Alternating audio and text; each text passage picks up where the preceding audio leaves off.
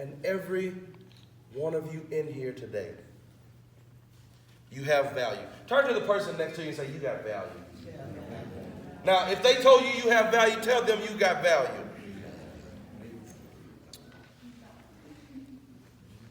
I want to tell you a story. A young boy was wondering, what was his worth? What's my value?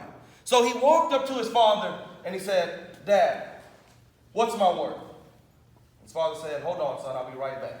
He went to a back room where a box was. And he opened the box and he took out a rock and he gave the boy the rock. And he said, son, I want you to take this rock to the marketplace. And if anybody asks you how much this rock costs, all I want you to do is hold up 2 fingers. He takes the rock, he goes and he stands at the marketplace. And a lady approaches him. She says, I like that rock. I'd like to have it for my garden. How much is it? The boy didn't say a word. He just held up 2 fingers. The lady says, $2? I'll take it. In amazement, the boy runs back to his father and he says, Dad, somebody offered me $2 for this rock.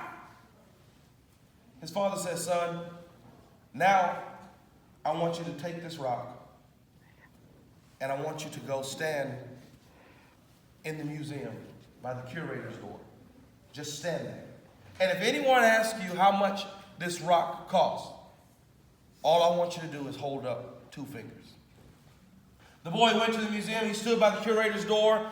30 minutes passed, an hour passed, 2 hours passed. Finally, someone walks out of the door and is about to ask him, what are you doing here? They notice what's in his hand and they say, oh my goodness, where did you find this?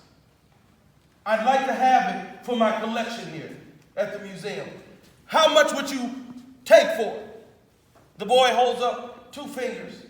The man says, $2,000, no problem. The boy, in amazement now, he's astonished. He takes the rock, he runs home, he says, Dad, he offered me $2,000 for the rock. His father says, son, I want you to take this rock and I want you to go to a precious stone store and I want you to ask for the manager. And when the manager comes and asks you how much for the rock, I want you to hold up 2 fingers. The boy does as his father says. The manager comes out. He says, oh my goodness. This is one of the most rarest stones I've ever seen in my life. I have to have it. How much for it? The boy holds up 2 fingers. The man says, $2 million for this? No problem. The boy runs home. He says, Dad, we've got to sell it. This man offered me $2 million for this rock. The father takes the rock from the boy, places it back in the box, takes it back to the room, and puts it away. The rock was a rare diamond. His father said, listen, son, it's not about the rock, it's about where you place yourself. If you place yourself in the market and you believe I'm only worth $2, that's all you're going to get. If you place yourself in the museum and you believe I'm only worth $2,000, that's all you'll get. If you place yourself where precious things go and you are worth $2 million, then that's where you'll be. But you have to place yourself in the proper places. And that means to refuse to place yourself in a toxic environment. Friends can be a toxic environment. Place yourself with good friends. Family can be a toxic environment. Place yourself with people who see the best happening for you. Food can be toxic. Eat the right things. Put the right things in your body. You have value. Music, what you listen to, it can be toxic. Feed yourself the right things. Every morning I get up, I wake up at 4:30.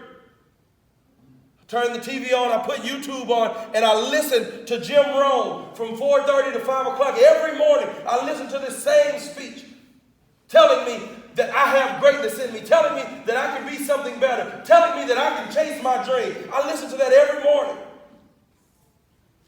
And I start my day believing that I can do all things through Christ who gives me strength. A young girl had improperly placed herself. And she found herself in a toxic environment. And she began to weep and cry. She thought her life was over because of where she placed herself. Because she allowed others to put value on her. She began to believe that the value that they placed on her was who she was. Can I tell you something? You cannot achieve more than what you can perceive. She had began to perceive herself as what they called her, as what they said to her. And she began to cry. And her mother heard her crying, walked in her room, grabbed her by the hand, led her to the kitchen, and said, I want to show you something. Her mother pulled out 3 items. She pulled out a carrot. She pulled out an egg. And she pulled out a handful of coffee beans. She laid them on the counter. She said, I want you to tell me what you see. The daughter says, I see an egg, I see carrots, and I see coffee beans. The mother said, good. She reached under the cabinet, found a pot, filled the pot with water, put the water on the stove, turned the eye on, let the water come to a boil. She said, what do you notice about the carrot? She said, the carrot is hard. It's tough. She said, good. She took the carrot, placed it in the boiling water. She said, what do you notice about the egg?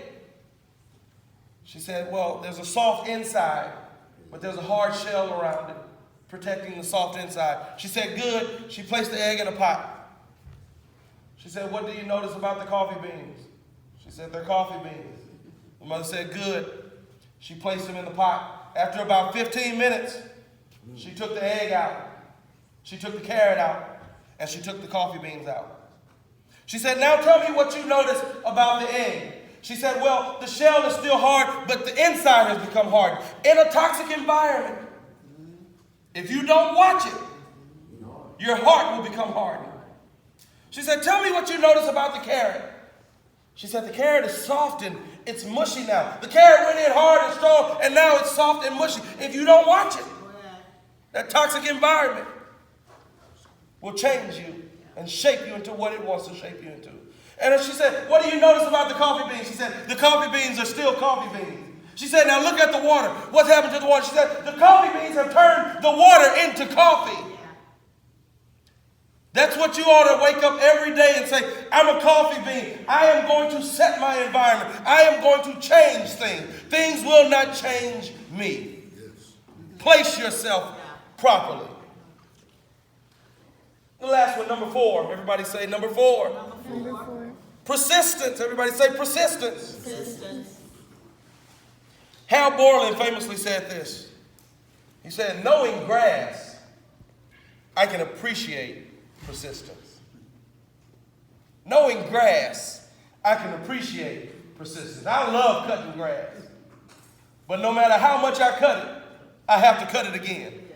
No matter how low I cut it, I got to cut it again. Every 2 weeks I got to cut it. And if it rains, if the grass gets the right stuff, sometimes I got to cut it every week.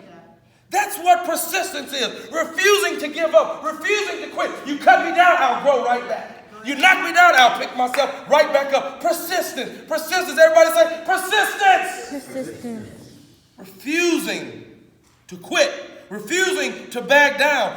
You keep coming back. Keep fighting.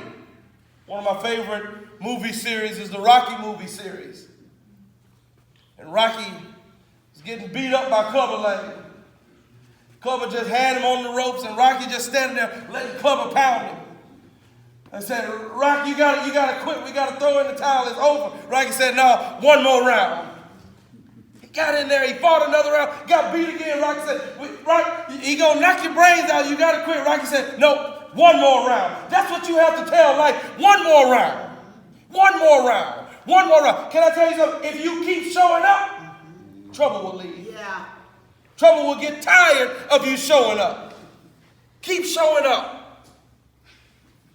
Refuse to quit. Winston Churchill said this. He said, never give up on something that you can't go a day without thinking about. Go ahead. If you can't get your dream, your goal, your vision off your mind, don't give up on it.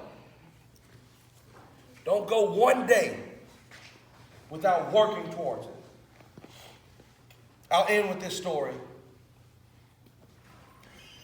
My mother is from a small town in northern Louisiana called Haynesville, Louisiana. That's where I first heard this story from an old man known only by me as Lip Davis. He was trying to encourage us one day. And Mr. Lip said, I'll tell you a story about a farmer and an old donkey.